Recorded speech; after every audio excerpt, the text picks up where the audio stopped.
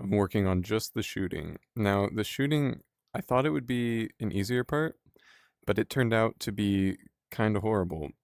Because to shoot, it's an arrow, it's a projectile, so you have to use a rigid body, of course. But then for collision detection, that's always a funny thing.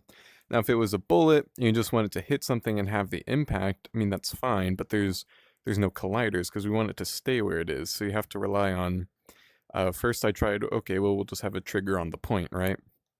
But that, of course, didn't work super consistently at the higher speeds. And even when it didn't clip through, the arrows were buried at a kind of random length way far behind the thing. Not very ideal.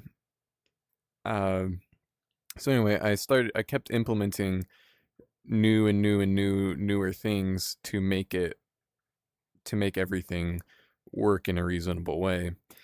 The first step was obviously I switched to raycast pretty quickly from the back of the arrow forward, and one of the quirks there was if as the speed increases when you shoot, because it's based on how far you pull it off, right? Um, as that increases, the velocity is moving so far each frame that it's possible the normal raycast at a normal speed is no longer good, right? And so it was bunch of math. It adds distance to that raycast proportionate to frame time and the velocity to always keep it equivalent where with respect to where the arrow will end up the next frame, which is great. So then that worked, but we still had the issue of clipping through things. And that's, really not great when you shoot the thing and it goes through and then it might hit this one, or even if it did hit this one, it wouldn't freeze until back here potentially. And that's just overall an unfortunate problem to have. And so my initial solution was a backwards raycast to see, hey, if we didn't hit the forward one, check behind us between, because again the cast is coming from this point right here. So we cache that point and we cast, say, between here and my previous position. Do I intercept something? So did it clip through? Is there something behind us? And if yes, well, then I logged that and froze the arrow, moved it back to where it was the previous frame and froze the arrow. And that worked okay for this tint, which was like most of my testing thing, because then it ended up looking like this, which is fine because this is a mesh collider. You can go in there, which will probably end up being changed. But while I was testing anyway, if it went through, it would see its previous position would be somewhere in here, and then it would notice that and back up, and it stabbed through, and that's great. That's perfect.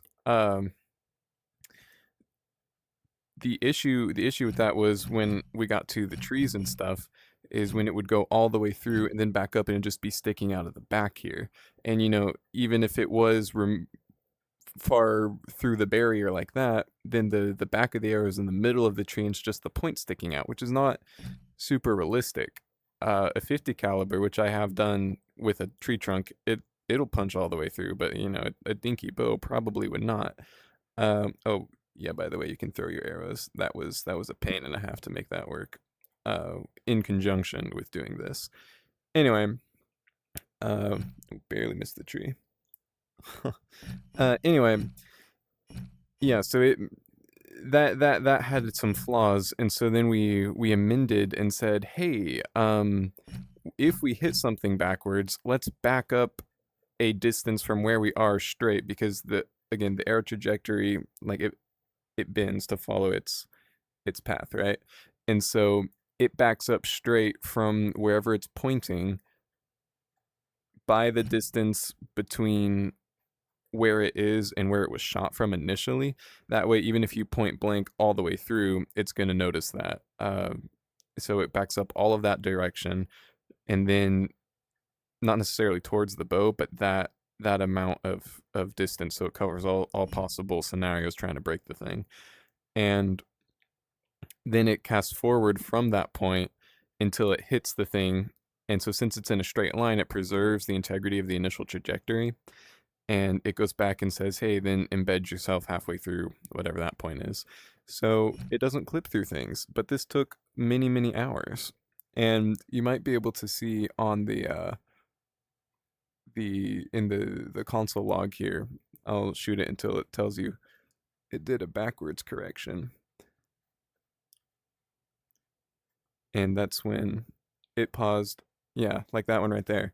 So ordinarily, it got all the way through the collider. That would have clipped through and kept going, but instead it casted backwards and saw that it should have hit right here, and so then it backed itself up, casted, and said that was the right spot, and you don't even notice looking at it, which is super handy. So now the bow works and never misses a collision, and this was so many hours of, hey, it's pretty good, pretty consistent.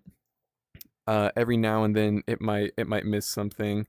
The terrain collider, sometimes if you go at an angle, will still go through, and that's just gonna have to be okay because that's a quirk of terrain going diagonally. But it never misses normal collisions anymore. And I spent so long saying, hey, this is pretty good. This is pretty good. Is it good enough? No, but now it's perfect. And again, done completely without the internet, just all my own solutions. I'm very happy with this. Oh no, my computer's dying. Hold on. I'm running out of storage space. I gotta stop this. Oh shoot.